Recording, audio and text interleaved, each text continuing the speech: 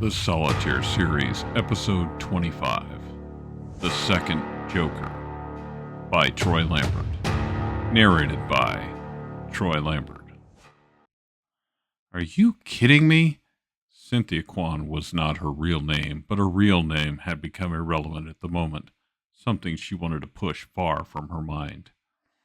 Of course I'm kidding you, the man in front of her said. I'm almost never serious. Undercover work meant never breaking your persona, but for the first time ever in her assignment, Janice, a.k.a. Cynthia, was afraid. She'd met a man who called himself the Five of Diamonds, a man who was a long-time member of the Solitaire organization and now a double agent, a DEA agent, and the head of an as-yet unknown rival to the Solitaire organization she was working to infiltrate, all in the last few days. And now, this. This man wore a ridiculous maroon suit, a plaid, too large green tie, and a blue striped button-down shirt. Over the top of both, a large gold chain dangled weighed down by an oversized crucifix.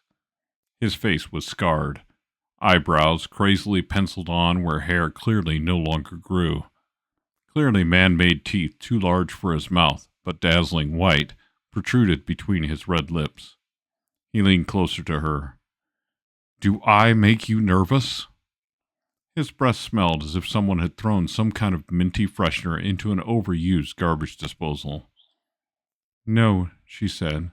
One of the many things she was good at was hiding fear, but she felt her grip slipping. Then you are up for the challenge?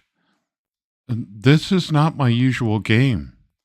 That is what makes it fun. The risk, the danger. This is not my usual game either, nor is it familiar to anyone at this table. And the stakes? She looked around. The room itself was luxurious, but smaller than typical high-end poker rooms or the blackjack rooms she'd been in many times in the last few years. The table was familiar, though, a typical poker table with 8 chairs around it. 3 were occupied by people she sort of knew. Sherman, the double agent, a pale Jake Velmer, who worked undercover for the FBI, and a man named Bert, who she'd run into not long before. There were 2 other men who looked almost like twins, brothers not far apart, certainly, both with dark black hair, brown eyes, square chins, and wearing identical frowns. And then there was the insane man now looming over her. Bert wore a maroon suit as well, and a top hat, but compared to the lunatic in front of her, his outfit was tame. No one at the table seemed happy except for the man in the strange suit. She was the only woman in the room, also not rare for her, but she suddenly felt really uncomfortable with the entire situation. The stakes? The stakes, my dear? The stakes are the highest they can be. Those are? Why, life, death, and treasure. Even the near twins cringed at those words, and Jake went from pale to the whitest she thought a man could be without disappearing. She remained calm on the outside.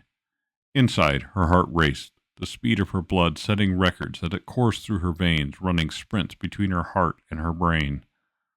The man stood and spun away from her. You see, you have all been invited here because of your lack of aversion to risk. You play for the love of the game, the thrill, not just the money. But there will be money. Oh, yes. But only for one winner. This game is all or nothing. What do you mean? Sherman said. Bert took off his hat and twisted it in his hands. The winner gets a treasure known to so few on this planet with values so great that it could be called priceless. From his jacket pocket he pulled a playing card, a joker. He slapped it onto the table. Who are you? One of the brothers asked. Me? You could call me a wild card. I know each of you in unique ways, but I'm not connected to any organization you are aware of. You could call me a free agent. But I have something all of you, every organization represented here, wants, and I'm going to give it to the winner of this game. And the losers? Jake's voice shook, just above a whisper, really. The losers? Well, that's another story. Okay, I don't know about anyone else, but I'm out. Bert stood. The man was quick. 1 minute, Bert stood and raised his hat towards his head. The next, he'd landed in the chair behind him, his hat striking the wall, then sliding down to the floor, where it stayed. The Joker, as Cynthia began to call him in her head, flashing back to Heath Ledger in that Batman movie, pressed against the now hatless gambler. "I like your suit," he said. "I would hate to mess it up, but you will stay. All of you will stay, until the last card is played." One of the brothers moved to stand, and a large pistol appeared in the Joker's hand. Cynthia heard it cock and braced herself for a gunshot. But it didn't come. The brother simply sat back down. "Let me make this clear," he said. "We play by my rules. The game is not rigged in any way. It's as fair as I can make it. It's all based on luck." Sherman spoke this time. "Almost. As close as we can get. We here are all evenly matched." "So you are playing too?" "Yes," he said, and sat in the empty chair at the head of the table. He brought out 2 new decks of cards, unwrapped them, removed the jokers, and shuffled them together. "The game, gentlemen and lady," he said, and cackled, "is Crazy Eights. You all played it as children, so you know the rules. Since there are 7 of us, we will be playing with 2 decks. Eights are wild. Whoever goes out first wins.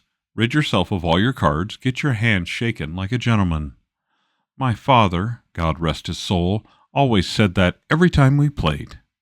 The cards you play must match type or suit, right?" Bert asked the question, his composure clearly regained, although he'd left his hat where it lay. "Yes." Quickly the Joker dealt each player 5 cards. He placed the rest of the deck on the table and then flipped over a starter card. "The Queen of Clubs," he said.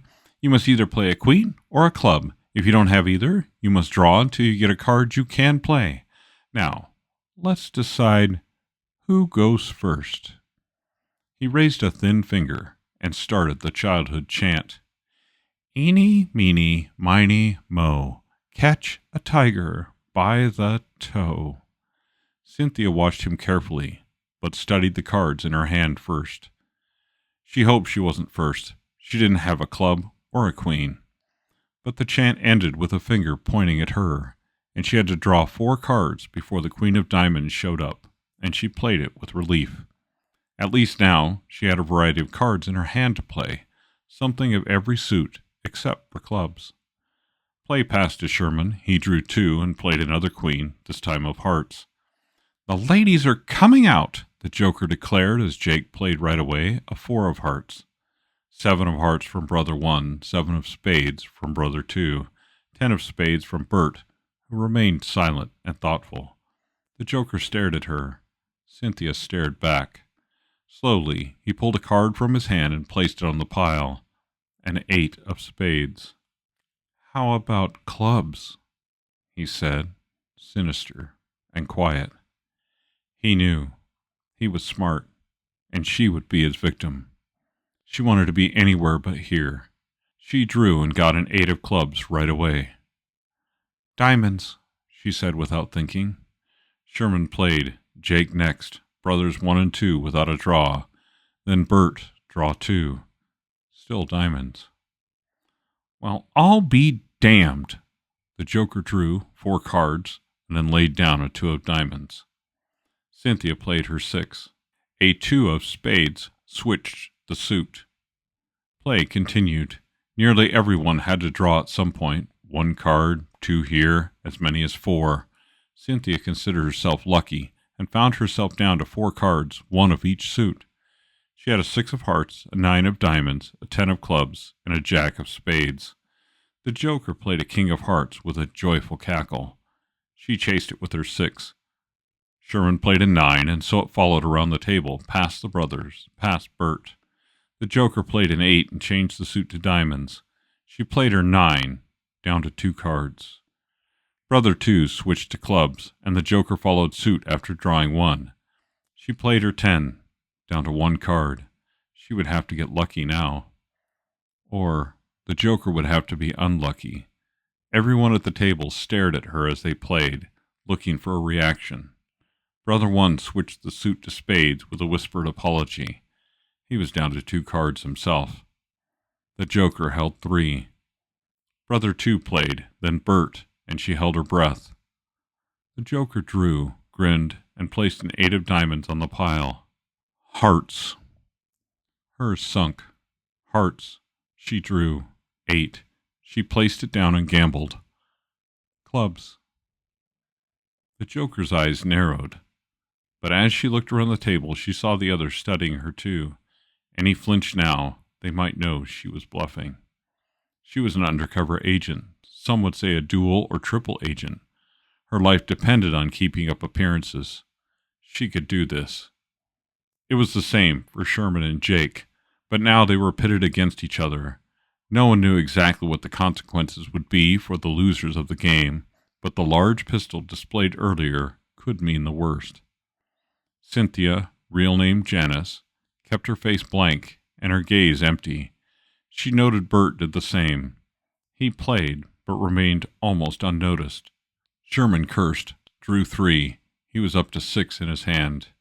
Jake played a 3, the number of cards he held after he laid one down. Brother One, down to a single card. Brother Two played a 5 of clubs, down to 2. The Joker drew 1 card and laid down a 5 of spades. Time slowed. She tensed her body, cleared her mind, prepared for whatever might happen next, and played her final card. For a moment, nothing happened, and she believed it might actually all be okay. The game would end. She would get the card, the Joker, and she would use her resources to find out what it meant. Maybe it would even lead to the biggest bust of her career. Or a way out. Her mind saw a heap of rubies, gold, gems, all in an oak chest sitting in a cave. The vision flashed to her handing in her badge, then sitting on a beach in the Caribbean, no longer harassed by men she didn't know and often despised just to get one more piece of the puzzle. Then she knew she wouldn't leave no matter what. This would not end that way. She wanted, no needed, to understand the puzzle the underworld of Vegas had become. This might be her biggest clue yet. The Joker stood first, scattering the cards all over the table. "Goddamn lucky," he said. He wasn't angry. He grinned. Sherman flinched. Jake reached for a non-existent shoulder holster. He was the first to die. The gunshot shocked her, even though she'd anticipated it. She kept her face stoic as Sherman lunged forward and caught bullet number 2. Blood spattered the wall, ricocheted, and some landed on her face. She left it. Brothers 1 and 2 sat quietly, staring at the Joker. Bert sat next to them, unmoving, face impassive. Finally, he stood, slowly, hands out. He retrieved his hat from the floor. "Game over, I guess?" He gestured at the 2 bodies. "May I go now?" The near twins took his cue and stood as well. "You may," the Joker said. "Thanks for playing, and I'll be in touch." Bert opened the door. It was thick. Clearly the room must be soundproof, or the shots would have brought someone running. Cynthia watched as it slowly closed behind the 3 men. She was alone with the Joker. "So," he said, "you have won." He slid the card he'd indicated at the beginning of the game over to her. "But do you know what you have won?" "No," she said. "Are you going to tell me?" He laughed. "No, I'm going to show you. Come with me." He left the room, and Cynthia/Janice followed, the card in her hand. A man who appeared to be a guard stood outside. "Clean the room," the Joker told him. "Did you have the others followed?" "I did." "Have them eliminated." "Yes, Mr. Swade." Now the Joker had a name. That was something she could use, if she survived. They walked across a gaming room floor towards a large steel door, one she assumed led to the vault. 2 guards, these ones obvious, stood one on either side of the door. They wore uniforms, and both were armed. "Good evening, Mr. Swade," the one on the left said. "Good evening," he answered. "Will be just a moment. Your card?" He held out his hand, and Janice hesitated, but handed him the Joker. He held it next to a pad on the wall. The door opened with a click, and he handed it back to her. They walked into a room with steel walls and a tiled floor. A large stainless steel table sat in the middle. There were several small boxes set into the walls, but there were also 3 large doors. "You get to choose," he said. "Door number 1, door number 2, or door number 3.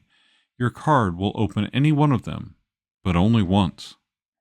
She didn't hesitate. She stepped toward door number 2, held up her card. It clicked, and the door opened. Behind it, a large plush office was revealed. A man sat behind a heavy walnut desk. Behind him, a wall of monitors showed several different rooms. There was another, more normal-looking door to her right. Behind her, she could see that the 2 other steel doors would have led to the same office. "That will be all, Mr. Swade," the man behind the desk said. "Come in, Janice. We need to talk." As soon as he used her real name, she knew she was in deep trouble, but she kept her face passive. "It seems we do," she replied, and took a seat in a leather chair facing him. "Where would you like to begin?" "I'm Ace," he said, "and you have won a very valuable prize, your life. We just need to discuss a small trade." Thanks for listening to the Solitaire series, episode 25, The Second Joker. Next up, the Queen of Clubs.